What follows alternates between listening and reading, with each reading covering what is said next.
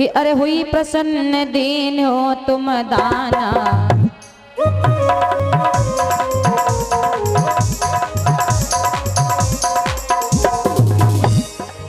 हुई प्रसन्न दीन हो तुम दाना, तुम पर कृपा करें भगवान।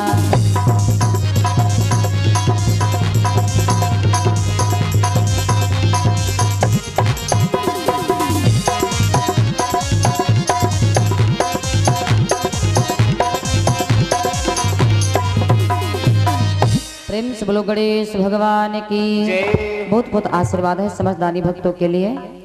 भगवान भोले बाबा सिद्ध बाबा सबकी मनोकामना पूरी करें, जो भी जिस भक्त की इच्छा हो हर एक की इच्छा को पूरी करें प्रभु।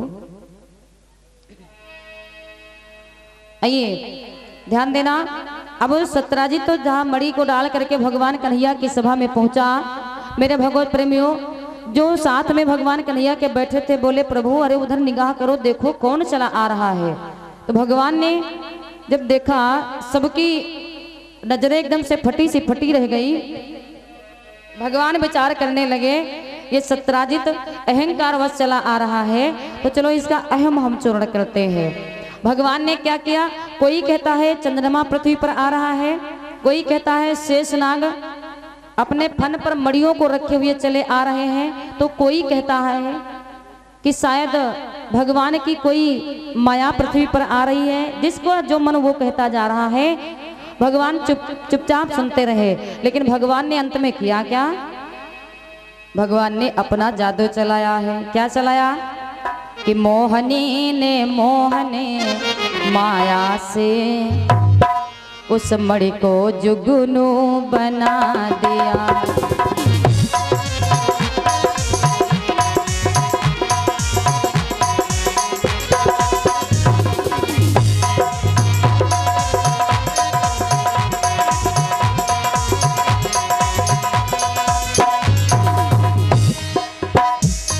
मोहन ने मोहनी माया से उस मणि को जुगनू बना दिया, उस मणि को जुगनू बना दिया।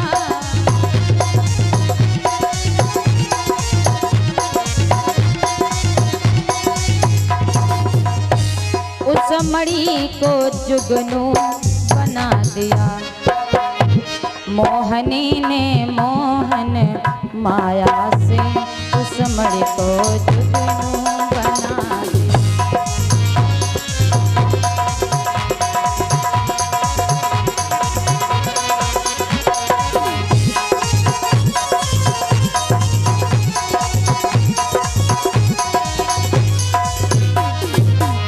भगवान ने क्या किया, भगवान बस सत्राजित की तरफ देख करके धीमे से मुस्कुराए और जैसे मुस्कुराए भगवान की मुस्कुराहट में जादू छिपा था। मुस्कान मात्र से ही उस मणि को जुगनू बना दिया। जैसे वो मणि इतना चमक रही थी जैसे लगता है सूरज का प्रकाश हो, और भगवान की मुस्कान से वो मणि चमकने लगी जैसे जुगनू। आप लोगों ने देखा होगा बरसात के टाइम जुगनू ज्यादा निकलता है, वो जुगनू की तरह चमकने लगी। और जब वो जुगनू की तरह चमकने लगी तो सबको पता चल गया रे तो सत्राजित आ रहा है। सबने देखा। अब सत्राजित आकर के भगवान की सभा में बैठ गया। कुछ लोग विचार करते हैं इतनी सुंदर मणि है, भगवान से बोले प्रभु है क्या, भगवान ने बताया ये सुंदर सी मणि है, इस मन तक मणि है, ये जो चाहो सो मिलेगा। तो लोग विचार करते नहीं इतनी सुंदर मणि इस सत्राजित के पास रहना ठीक नहीं है। ये मणि अगर भगवान कन्हैया के पास आ जाए तो इसमें 4 चांद लग जाएंगे। तो कुछ कहते हैं कि भगवान कन्हैया से कहते प्रभु ऐसा करो सत्राजित से मणि ले लो। भगवान ने कहा देखो ये मेरा कोई धर्म नहीं है कि मैं सत्राजित से मणि ले लूं। अरे सत्राजित ने तो सूर्य भगवान से मणि को प्राप्त किया है और मेरा तो देवराज जो मेरा इष्ट है वो चंद्रमा है, मैं इस पर कोई अधिकार नहीं जता सकता। हाँ अगर सत्राजित हमें देता है तो मैं स्वीकार जरूर कर लूंगा। सत्राजित ने जब ऐसा सुना तो सत्राजित समझ गया कि इसका मतलब भगवान कन्हैया की नियत जो है हमारी मणि पर डोल गई है। अब भगवान कन्हैया का मन मेरी मणि के ऊपर आ गया है तो अब इसको थोड़ा संभाल के रखना पड़ेगा। अब सत्यराजित वहां से उठा, चला आया अपने घर और सत्यराजित अपने भाई प्रसेन से ये पूरा हाल बतलाता है। भैया प्रसेन, हमको लगता है अब ये जो मड़ी है, ये मड़ी पर भगवान कन्हैया की नियत डोल गई है और अब इस मड़ी को बड़ी हिसाब से रखना पड़ेगा। प्रसेन कहता है भैया तुम चिंता मत करो, अरे तुम्हें नहीं पता कि इस मड़ी में कितना जादू छिपा है और कितना धन दौलत इससे मिला है, हमको कितना धनवान हुए हैं इससे। तुम चिंता मत करो मेरे भगवत प्रेमियों।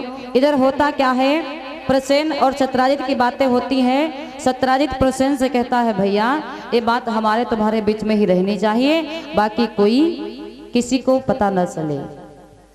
प्रसेन कहता है ठीक है भैया, कोई नहीं जानेगा। इधर होता क्या है, धीरे धीरे समय बीता। एक दिन की बात है कि प्रसेन उस मड़ी को लेकर के शिकार खेलने के लिए गया। शिकार खेलने के लिए गया तो हुआ क्या, धीरे धीरे जब शिकार खेलने के लिए चला गया तो वहां पर एक सिंह मिलता है और सिंह ने प्रसेन के ऊपर आक्रमण कर दिया और आक्रमण के बाद में काफी देर तक हाथापाई होती रही, युद्ध होता रहा, लेकिन प्रसेन जो है पराजित हो गया, जीत नहीं पाया। और जब पराजित हो गया तो काफी दिन हो गए, इधर 15-20 दिन हो गए, प्रसेन की खबर कोई नहीं मिली। जब प्रसेन की कोई खबर नहीं मिली तो इधर प्रसेन की जब पत्नी थी बड़ी व्याकुल रहने लगी, विचार करने लगी है जाने कहाँ मेरे स्वामी चले गए हैं, अभी भी वापस नहीं आए हैं, जाने कहाँ चले गए हैं, कुछ पता ही नहीं चल रहा है। मेरे भगवत प्रेमियों, प्रसेन की जो पत्नी थी आज सत्यराजित के पास में पहुंची, बोली दादा श्री जाने स्वामी कहाँ चले गए हैं, वापस नहीं आए हैं, कुछ पता करो कहाँ हैं, आज 15 दिन हो गए वापस नहीं आए। तो सत्यराजित विचार करता है ऐसा तो नहीं मड़ी के चक्कर में भगवान कन्हैया ने मेरे भैया को ही मरवा दिया हो सकता है मेहमान